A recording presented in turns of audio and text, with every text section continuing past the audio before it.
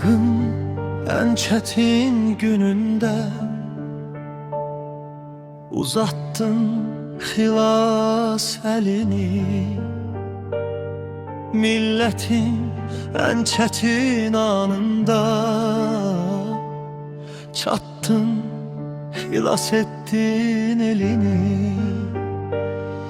Her yer o dalov içinde,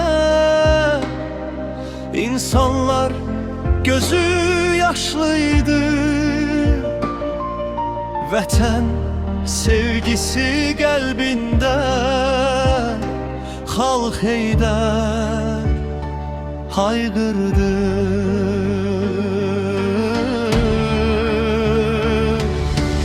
Attım attım zərrə zərrə, damcı damcı pillə pillə, xeyir qalib gəldi şərə, bunu göstərdiler.